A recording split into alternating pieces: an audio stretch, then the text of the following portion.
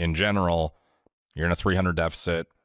You kind of milk that for all you can. And by that, I mean the biggest problem, and I guess one of the biggest takeaways from this whole discussion could be that the people who aggressively cut way too fast will end up losing more weight off the bat, but they will end up in a state of adaptation faster. So not like, in some ways when bodybuilders are doing it, it's not really sustainable because they're really starving themselves down to a competition. Yeah. And the way that they're eating during that period of time is, you know, it's so catabolic that they're destroying their endocrine system along the way. Where do bodybuilders get the majority of their fiber?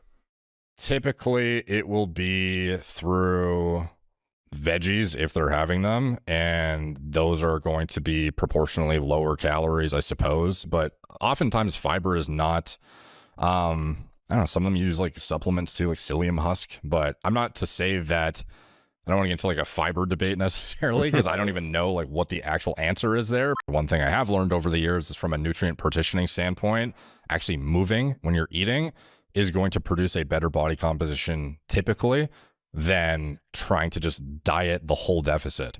So what we see even in like the IFBB with these top bodybuilders who are trying to not get fat as they eat exorbitant amounts of food and they're on insulin and HGH and huge amounts of anabolics, they are doing things like going for walks after they eat their meal, which is more potent than metformin at controlling blood glucose.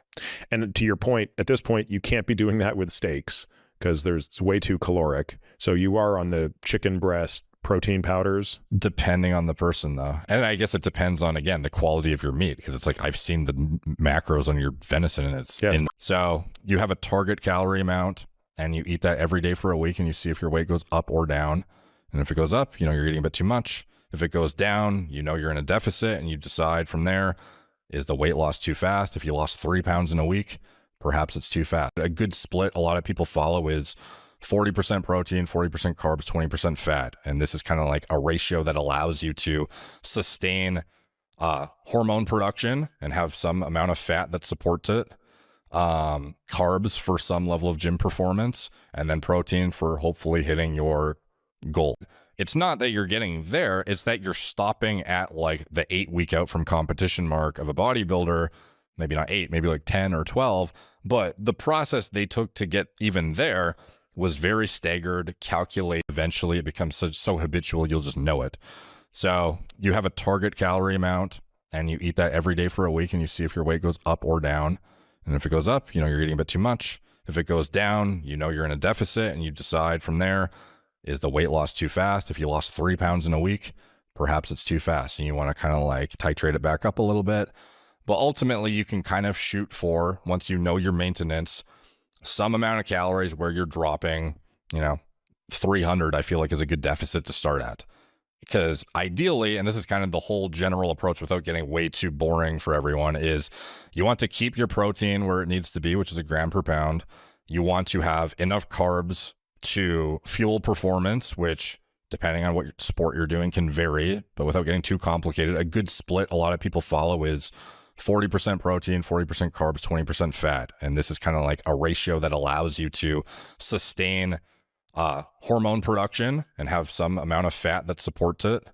Carbs for some level of gym performance. As a natural, you are very susceptible to major aberrations in hormone suppression if you are going to deprive the hell out of nutrients. And especially if you're doing huge amounts of cardio concurrently because you think that's what you need to be doing. Also, don't put yourself in a hole on the energy expenditure side. After a while, they are so in tune with it. You can look at a piece of meat, know how much it's going to shrink after cooking, know how many ounces it is, how much that equates to in protein, calories. Like everyone at a high level, eventually it becomes so ingrained that you don't even need to track it because you can literally look at it. Yeah. They would not reduce. And by the way, 10 to 12 weeks out, what's their body fat relative to that 5 they're going to step on stage? Like it depends at what level and how on track they are, but some of them are starting at like, 12% body. No one is more mindful of titrating accordingly the macronutrient and micronutrient input to sustain training volume too, because they need to actually make sure their training doesn't deteriorate rather than trying to lose, 6 pounds in 2 weeks. Why don't I go with, you know, like 1 to 2 pounds at most and actually milk what I can out of that little tiny calorie increment before I decide, okay, do I need to then add some more cardio to my regimen, or do I want to decrease food by another 100 calories, or do I want to add, you know, metabolic enhancing pharmacology? You can actually make the call at that point because you've exhausted the actual increment and you know you're not unnecessarily depressing hormone production. By the way, when do bodybuilders come off creatine? They don't. They'll take creatine to the stage. Yeah, they used to think you should come off because it's bloating, but, and I'm sure Lane would tell you the same. But most of the water weight is in the muscle. Protein stays at an amount that is anti-catabolic or conducive to muscle protein synthesis in a surplus. Fat is some amount that at least supports steroid hormone production as much as you can tolerate. And then carbs is like the most performance enhancing macro in terms of actually driving your performance outcomes in the gym, volumizing the muscle, having glycogen topped out, etc.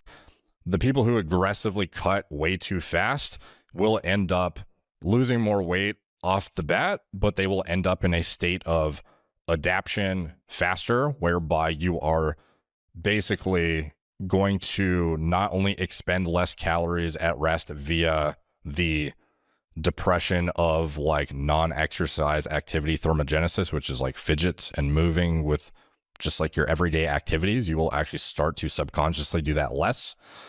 In addition, you are pushing yourself to a state of nutrient deprivation much sooner than was necessary to achieve a fat loss outcome. Yeah. Taking from that, you see them at least hitting 1 gram per pound body weight in protein, like without fail. And they will hold that until the stage? Unless there is some like, maybe on the week of, they're already at their target body. Basically, the staggered approach you want to take is that you don't really want to lose more than, I think typically it's like 1% of your body weight per week is a general rule of thumb, which is, I guess could be, depending how obese you are, could be a little bit of. What I do typically is I take that number and I say, use your exact diet for a week with this calorie amount. Like this is your diet model and this is your total calorie goal for the day. Eat exactly this every day and then see what the average is at the end of the week. If they're stage ready and they're natural and like sub 200 pounds, like they might be down to, you know, below 2,000 calories potentially. If they're a top IFBB professional, Mr. Olympia competitor who weighs 260, you know, they could be at 2,500, 2,600. It kind of depends on the person. But the way they arrive there, no one is more mindful of preserving tissue than bodybuilders. So in other words, they're not creating huge deficits at any one point in time. Eventually they are at the point that they absolutely need to, but they're more careful than any human I know. Oh yeah, I would believe. So a lot of use cases are coming out, but overall, we all know it works for muscle, for performance in the gym, as well as volumizing the muscle. Would you say creatine is hands down the best over-the-counter supplement for performance? For sure. If you have a massive spike in glucose, you get this massive dopamine surge, right? And your body's like, yo, love it, right? Then the next time you're like, okay, give me that refined carbohydrate. It doesn't exist in nature. Like it almost doesn't exist in nature. Maybe there's a few examples. But when you eat meat, you think, okay, there's a lot of protein, but that's actually a lot of fat in there too, right? If you eat anything else that has protein, it's rarely all protein. You know, very lean meats like chicken breast and stuff are going to be higher in protein, but there's still a lot of other stuff in there. Body fat is nothing more or less than a store of energy. Right? And you only store energy when your body tells you. Our entire body runs on hormones, right? Nothing happens without the hormonal system being activated. So insulin is pushing us to gain weight. Leptin is pushing us to lose weight. And what's happening is that one is sort of overcoming the other. Insulin is overcoming the leptin. Because again, your body is smart. Like your body knows what to do. If you have all those calories sitting on your body, right? 100,000 calories sitting in body fat and you don't eat for 3 days. Well, you need 6,000 calories. Well, you have 100,000, 200,000. So what's the problem? Take it out of your body fat. Let your body eat your body fat. That's what fasting is doing for you. And it's totally natural because that's what it's there for. That body fat is not there for looks. It's there for you as a source, as a store of calories. So fasting just lets you use that. There's nothing wrong